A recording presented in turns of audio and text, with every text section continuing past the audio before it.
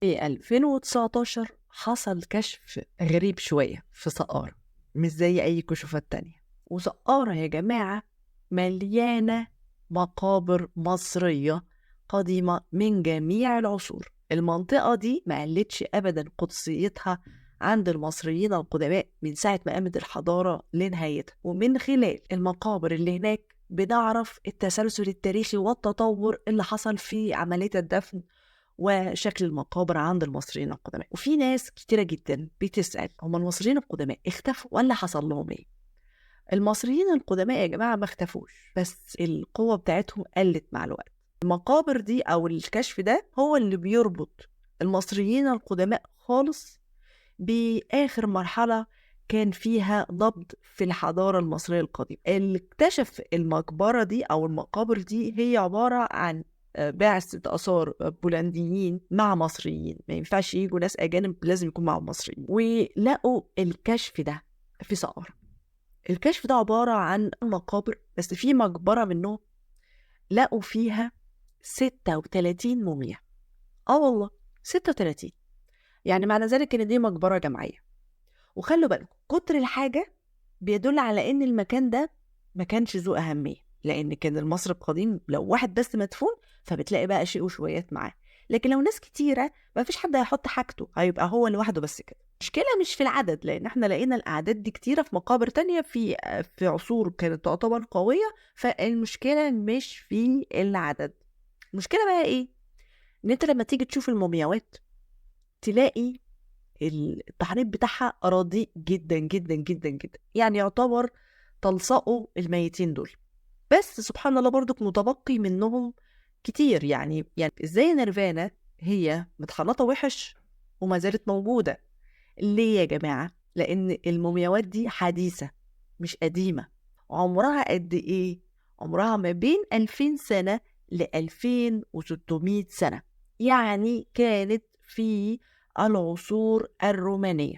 في المرحلة دي حصل انتزاع للهوية المصرية بالتدريج، بس في المرحلة دي كانت يعني إيه آخر مرحلة.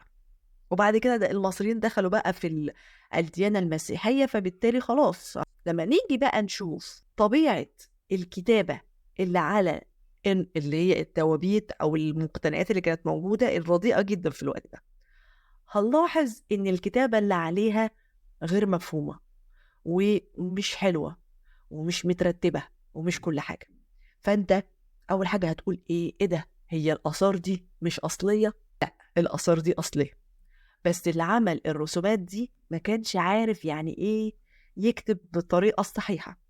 كان بيحاول يعمل آخر حاجة فاكرها من الحضارة المصرية القديمة وينقل اللي مكتوب على المومياوات اللي قبل كده. لأن رضاءة الرسم عاملة ازاي؟ الجزء الشمال مش زي الجزء اليمين خالص، وهنلاقي ان ابن قوة مش على نفس الخط، السيمترية بتعيط على جنب. هل الموضوع اكتفى على المعلومات دي وخلاص بقى؟ لازم ندرس المومياوات، لأن من خلال دراسة المومياوات هيحصل إيه؟ هنعرف المعيشة ومستوى المعيشة اللي كان المصريين عايشين في الوقت ده. يعني مثلا لما جم درسوا المومياوات لقوا حاجات مش لطيفة بصراحة. لقوا إن بقايا الهيكل العظمي بتاعهم بيشير إن أغلب الناس دول كانوا بيقوموا بأعمال شاقة. وده بنعرفه ازاي؟ بنعرفه من الضغط اللي على فقرات الظهر، بنعرفه من تناية المفاصل، يعني في شغل على الجسم ده جامد. فالناس دي كانت شغالة يعني في أعمال شاقة في ذلك الوقت، بجانب إن هم باين عليهم سوء التغذية. يعني ما كانش عندهم نظام التغذية اللي كان موجود أيام المصريين القدماء بذات نفسه. طبعا ده بيوضح لنا إن المقبرة دي كانت لعمال أو ناس شقيانين في المرحلة دي. في المرحلة دي يا جماعة حصل حاجة مش لطيفة خالص. إيه هي؟ إن بدأ يبقى في نخبة من غير المصريين.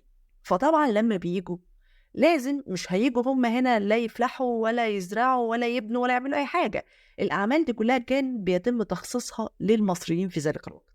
كان في الفترة دي العصر الروماني واليوناني كان مثلا لو المصريين مرضيوش بالشغل ده والمشقة والأجر الضئيل جدا في المرحلة دي، كان الرومان واليونان كانوا بيجيبوا عمال من مناطق أخرى. لأن في ناس فاكرة إن اليونان والرومان كانوا مسيطرين على مصر بس، لا، ده كانوا مسيطرين على كل المنطقة، آسيا وأفريقيا. فكان اللي ما يعجبوش الشغل يجيبوا عمال من بره. فهمتوا؟ فكان لازم المصريين في الوقت ده ان هم لازم بقى يمشوا دنيتهم ويرضوا باللي موجود. فهتقولي لي ان طب هو المصريين القدماء ما كانوش بيشغلوا المصريين؟ لا، كانوا بيشغلوهم، بس كانوا بيديلهم مقابل كبير جدا عن شغلهم. وده بنعرفه من خلال الاشتراكات اللي بتوضح ان اجر العمال في دير المدينه كان عامل ازاي، واجر العمال اللي كان موجود في بناء الاهرامات المصريه اللي احنا لقيناه في مدينه العمال اللي موجوده جنب الهرم. ففي فرق السما من العمى. اشتغل وخد رزقك، بس اشتغل واتعب وما تاخدش رزقك. فهنا بقى المشكله، هل المرحله دي خلى المصريين ينسوا اصلهم؟ لا، كانوا بيحاولوا يرجعوا، لكن مع الاسف انتهى بان هم لازم يتخلوا عن هذه المرحله ويتخلوا عن هذه العادات والتقاليد، ويرجعوا ويتعايشوا في المجتمعات الجديده بالديانات الجديده اللي ظهرت في الوقت ده. فعشان كده اختفت الحضاره المصريه بالتدريج، مش مرة واحدة اختفت. في ناس بقى هتقولي يا نرفنا، طب هم كانوا أساميهم إيه؟ أو هم كانوا بيشتغلوا إيه؟ أو لا، ما كانش في أي كتابات أو أي مقتنيات مع المومياوات دي مع الأسف، لأن هم كانوا فقراء، يعني معهمش فلوس إن هم يجيبوا فنان أو عامل أو أي حد يعمل لهم أي مقتنيات إيه اللي يدفنوها معاهم. يعني الموضوع